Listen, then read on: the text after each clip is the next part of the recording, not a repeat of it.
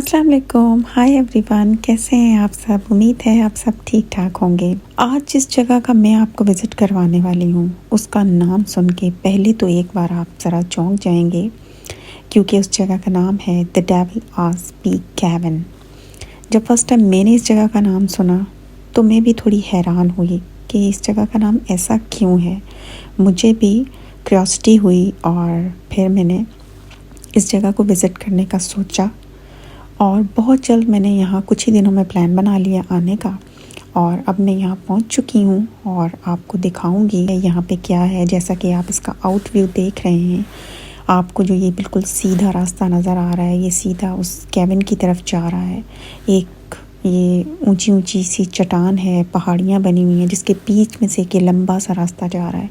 Left side पे गहरी जगह है, मैं इस वक्त राइट साइड पे ऊंची जगह है वहाँ पे चल रही हूँ और चलते चलते आगे जाऊँगी और आपको साथ साथ बताऊँगी कि वो कौन सी चंद ऐसी ज़रूरी बातें हैं जिन जाने से पहले जिन पे अमल करना ज़रूरी है।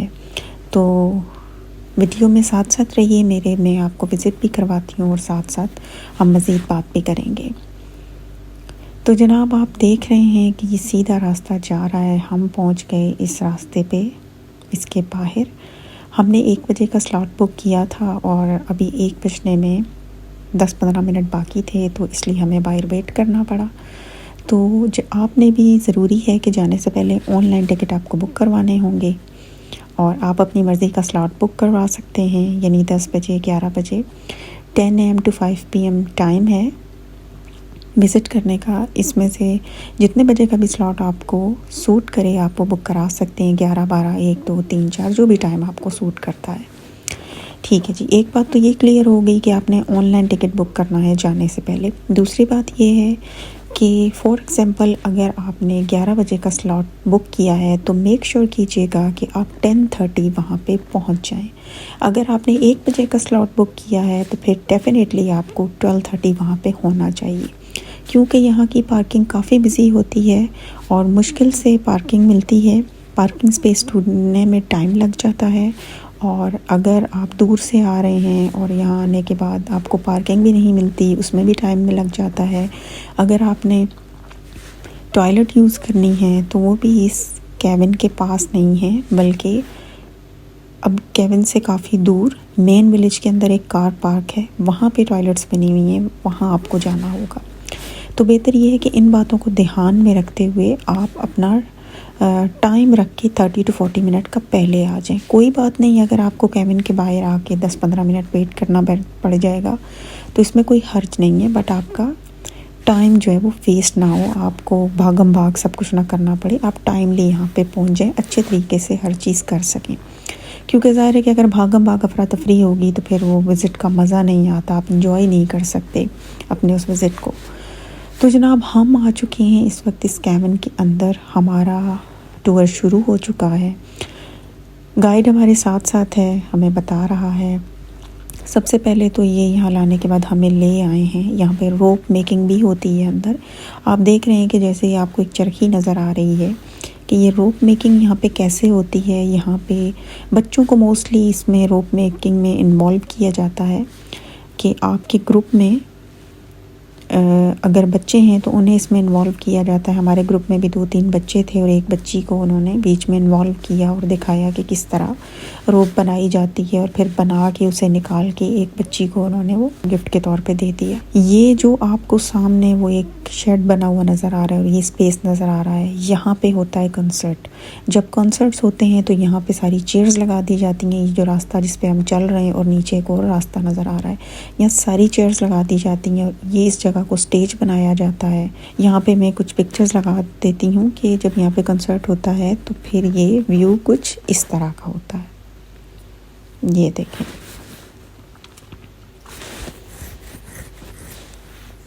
यहाँ बनता है जनाब स्टेज और कंसर्ट होता है, काफ़ी लाइट्स और रौनक मेला होता है यहाँ पे।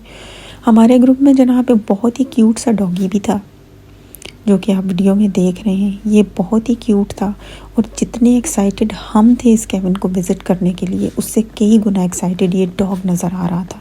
बहुत बेचैन था। हम ज़रा कहीं रुकते तो ये बेचैन हो जाता चलने के लिए, ये चाहता था कि हम कहीं ना रुकें और चलते ही रहें, घूमें फिरें, विज़िट करें, रुकें नहीं। और जब इसको रुकना पड़ता था तो ये बहुत बेचैन हो जाता था, सैड हो जाता था। खैर डॉग भी आप साथ साथ देखते रहेंगे।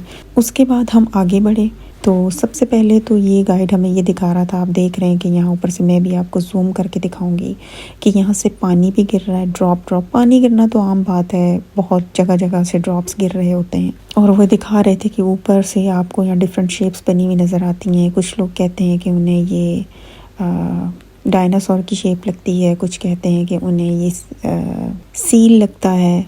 डिफरेंट लोगों की समझ में जो भी आती है वो बता देते हैं। तो जनाब आपको ये भी बता दूं कि केव अंदर से मडी है और वेट है काफ़ी ज़्यादा। बहुत सी जगहों से पानी भी गिर रहा होता है, ड्रॉप्स गिर रहे हैं, और कुछ जगहों पे तो काफ़ी ज़्यादा पानी आ रहा होता है। तो बेहतर ये है कि आप ऐसे कपड़े पहन के जाएं कि जो ज़रा वाटर प्रूफ हो, कि जिनके ऊपर अगर थोड़ा बहुत पानी गिर भी जाए तो कम से कम आप गीले ना हों। और इस बात का भी ध्यान रखिएगा कि अगर आप समर में भी विज़िट करेंगे तो बाहर तो गर्मी हो सकती है लेकिन केव के अंदर गर्मी नहीं होती। यहाँ पे 7 to 8 सेल्सियस ही रहता है, इससे ज़्यादा नहीं होता। टेम्परेचर यहाँ का इतना कम ही रहता है, ज़्यादा नहीं होता। तो अंदर जाने के लिए आपको प्रॉपर एक ड्रेसिंग करने की ज़रूरत है कि आपके कपड़े बहुत पतले ना हों कि जिसमें आपको सर्दी लगे, या ऐसे ना हों कि जो फ़ौरन गीले हो जाएं। और अगर जूतों की बात की जाए तो जूते यहाँ पे या तो वॉकिंग बूट्स होने चाहिए या फिर हाइकिंग ट्रेनर्स होने चाहिए, जिनको पहन के आप अच्छे तरीके से चल सकें, चलने में कोई प्रॉब्लम ना हो, और अगर थोड़ा बहुत पानी लग जाए तो वो एकदम से गीले भी ना हो। इन चीज़ों की भी आपने एहतियात करनी है। ओके जी, तो अब हम आगे बढ़ते हैं। गाइड हमें यहाँ पे बता रहा था कि आगे से ये नैरो है केव और इसकी सीलिंग बहुत लो है, आपको ख़ुद को बेंड करके यहाँ से गुजारना पड़ेगा।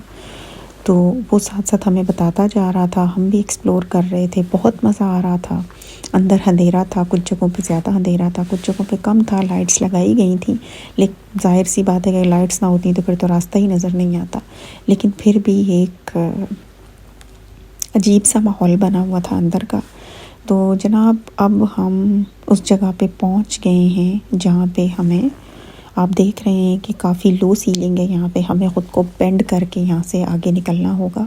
ये वो जगह है जहाँ पे ज़मीन से पानी निकलता है और यहाँ पे डिफरेंट साउंड्स आते थे, क्योंकि ज़मीन से जब पानी निकलता है तो हवा उसके अंदर बनती है और उसमें साउंड्स आते थे। तो ये बात मशहूर हो गई कि ये साउंड इसका ऐसे आता है कि जैसे फाट का साउंड होता है, तो ये कोई डेविल है जो फाट करता है। और इस तरह की खबरें, बहुत स्टोरीज इस कैबिन के बारे में बनी हुई हैं।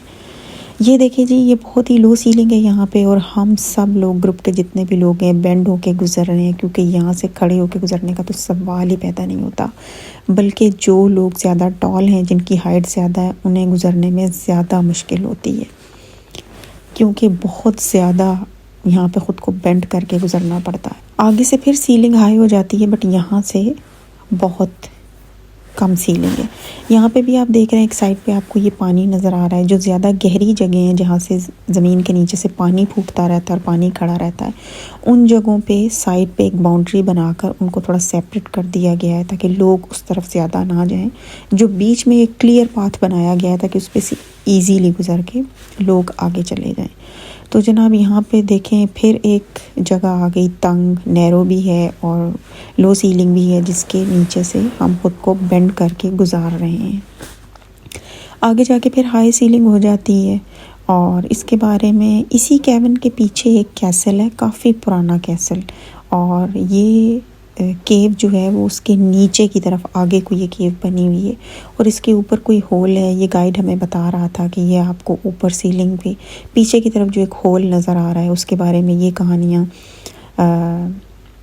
सुनने को मिलती हैं कि वो जो बहुत पुराना कैसल है, जब वो कैसल आबाद होता था, वहाँ पे जो भी कोई बादशाह थे, जो भी कुछ थे, वो जो कैद में जिन लोगों को डालते थे, जब उनमें से कोई मर जाता था तो उसकी बॉडी को उठा के यहाँ फेंक दिया जाता था।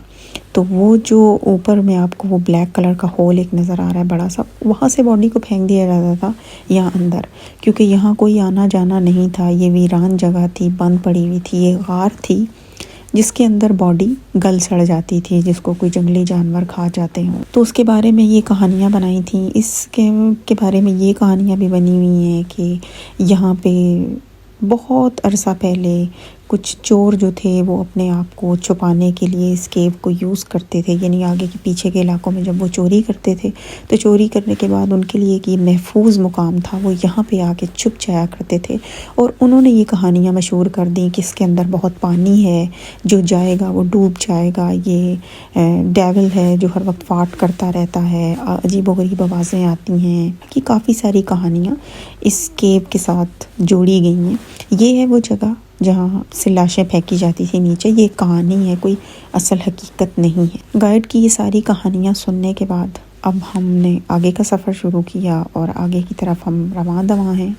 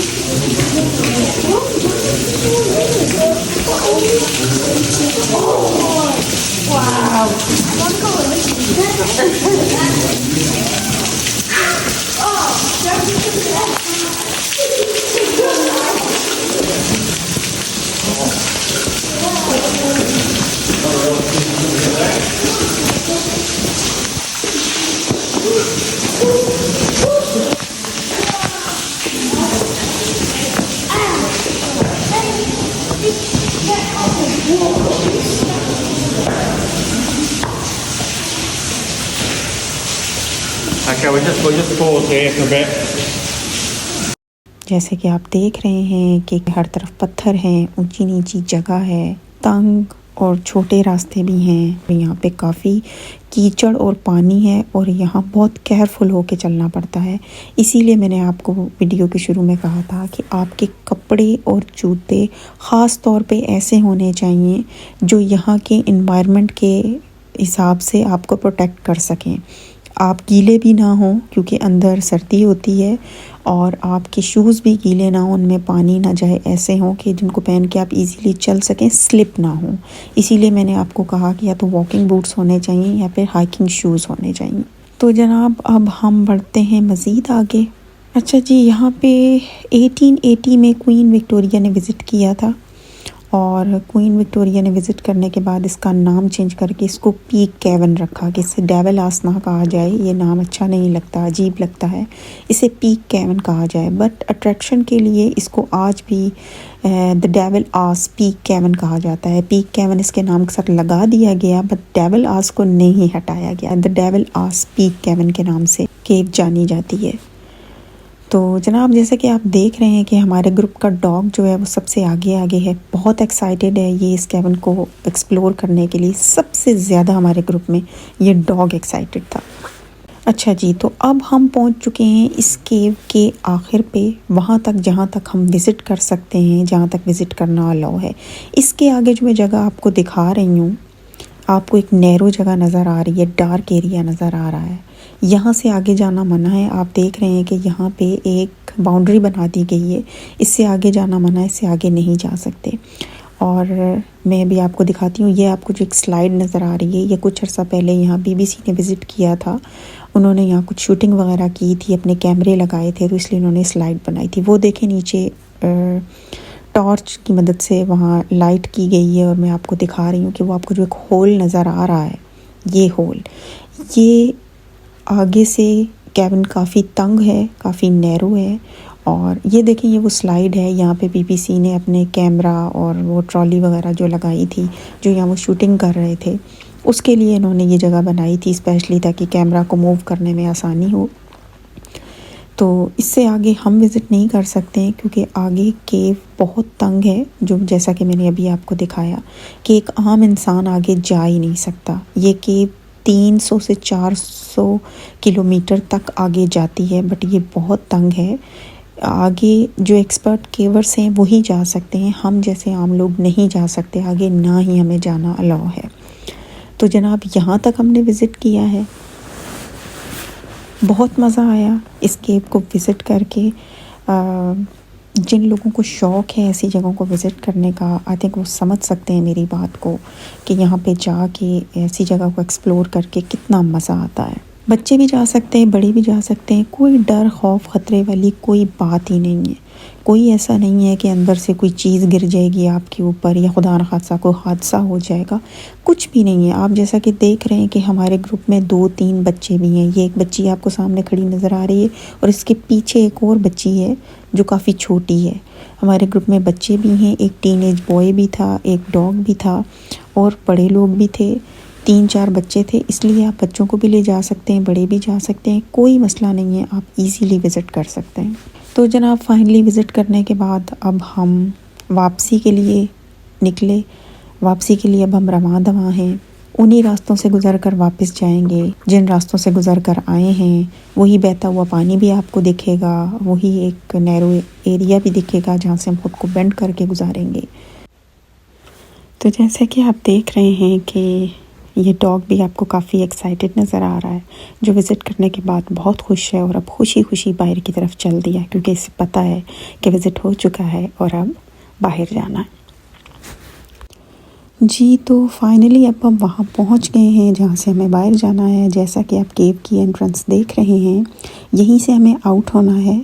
मुझे तो बहुत मज़ा आया इस केव का विज़िट करके। आपको ये विज़िट कैसा लगा ज़रूर बताइएगा, कमेंट्स में अपनी राय का इज़हार कीजिएगा, अपनी पसंदीदगी का या नापसंदीदगी का जो भी। इंशाल्लाह इस तरह की और बहुत सारी प्लेसेस विज़िट करूँगी, प्लान करूँगी जाने का। तो जैसे जैसे जाऊँगी विज़िट करूँगी आपके साथ वो वीडियोज़ भी शेयर करूँगी। बहुत जल्द मिलूँगी एक नई वीडियो के साथ। अपना रखिए बहुत सारा ख्याल, मुझे रखिए दुआओं में याद। अल्लाह हाफ़िज़।